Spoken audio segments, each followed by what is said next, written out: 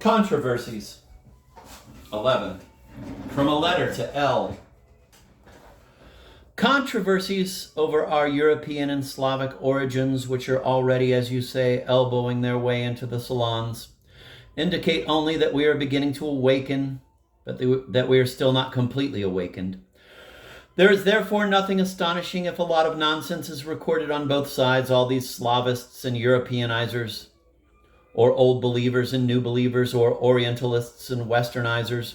I don't know what to say they are in reality, since at the moment they all appear to me to be caricatures of what they would like to be. All are speaking of two different sides of one and the same object, without suspecting that there is neither controversy nor contradiction between them. One comes too close to the building so that he sees only a part of it. The other goes too far away so that while he sees the whole facade, he does not see the parts. It stands to reason that the truth is more on the side of the Slavists and Orientalists, because they see the whole facade and therefore speak of the principal thing and not the parts. But there is also truth on the side of the Europeanists and Westernizers, because they speak in a quite detailed and distinct manner of the wall which stands in front of their eyes. Their mistake is only that because of the eaves crowning this wall, they do not see the summit of the entire building. I mean, the cupola and everything above.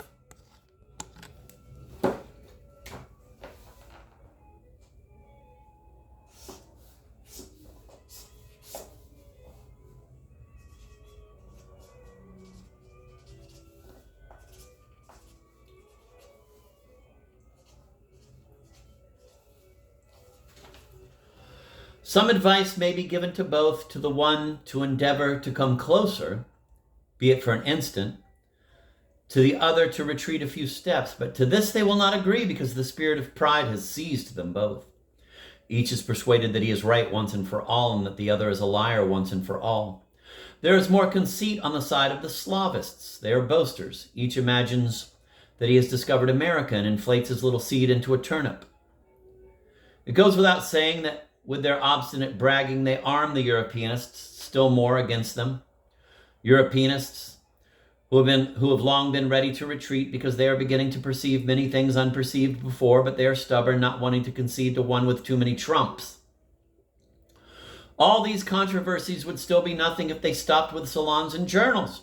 But the difficulty is that the two opposed opinions, both of which are still so immature and vague, have already entered the heads of many civil servants.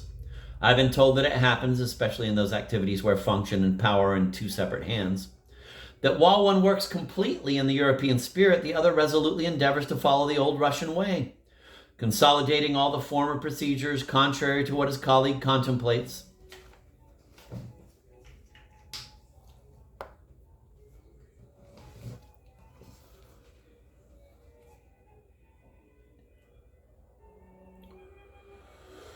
In such a way, affairs like the subordinate officials themselves come to grief, for they no longer know whom to heed. Further, since the two opinions, in spite of their sharpness, are not exactly defined, it is only the fisher in troubled waters who profits, as they say. Wow, that's a good one.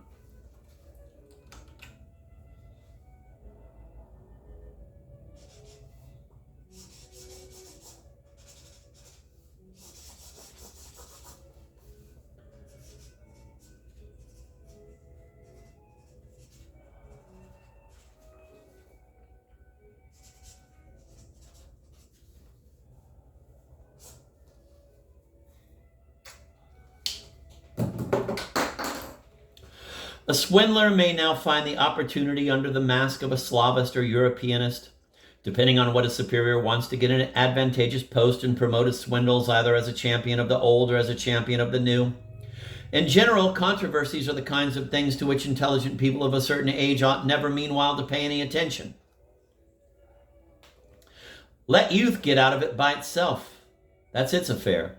Believe me, it is normal and necessary that these progressive ballers scream to their heart's content so that the reasonable people may meanwhile reflect to their heart's content.